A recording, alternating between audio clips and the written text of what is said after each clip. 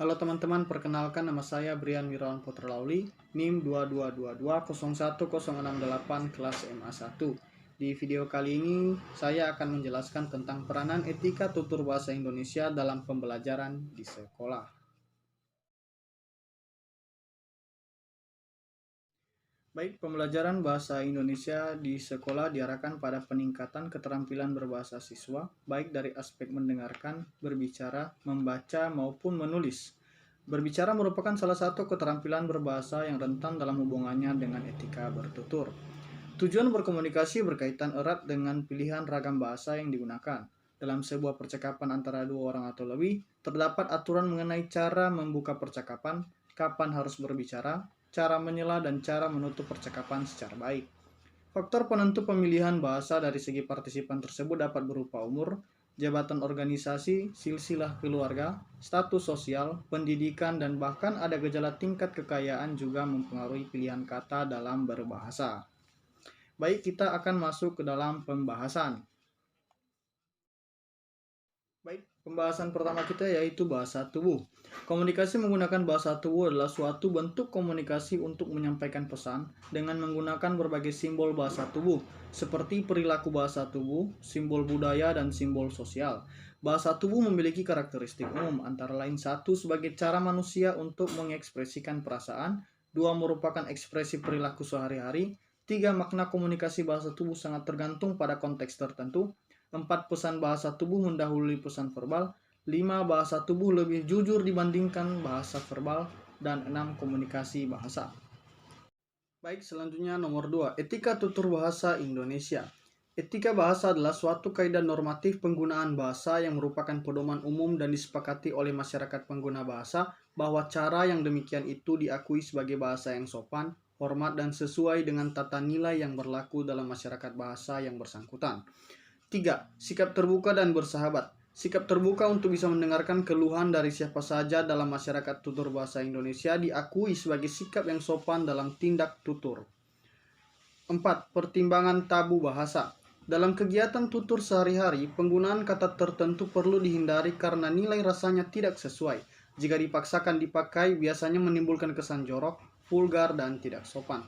Contoh bentuk tabu itu seperti kakus, bentuk sopannya kamar kecil. 5. Penggunaan bahasa ilmiah.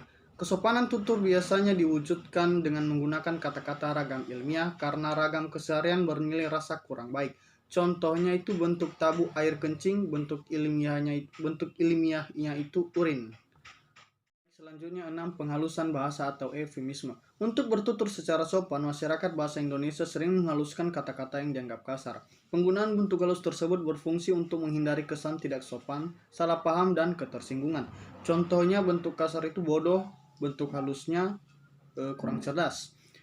7. Penggunaan ungkapan normatif khusus. Ada sejumlah ungkapan khusus dalam bahasa Indonesia yang apabila digunakan dalam bertutur akan terasa sopan. Bentuk contohnya seperti maaf, bisa mengganggu sebentar, mau minta rekomendasi. 8. Penggunaan pronomina. Kata ganti orang atau pronomina pada kolom yang pertama biasa dipakai untuk orang yang setara umur, jabatan, status sosial, dan telah akrab. Contohnya kata ganti orang pertama bentuk biasa itu aku, bentuk halusnya itu saya atau hamba. 9. Pemilihan kata yang bernilai lebih halus. Dalam bertutur, pilihan kata yang bernilai rasa halus sangat diperlukan. Contohnya bentuk kasar bunting, bentuk halusnya itu hamil. Baik, selanjutnya nomor 10, penggunaan bahasa tubuh secara tepat.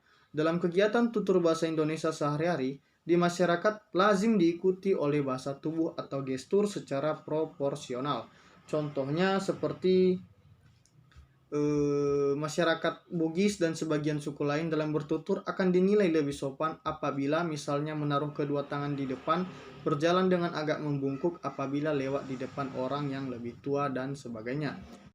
Baik, dari penjelasan tadi dapat ditarik kesimpulan bahwa bahasa tubuh manusia memiliki makna dan peran yang besar dalam komunikasi.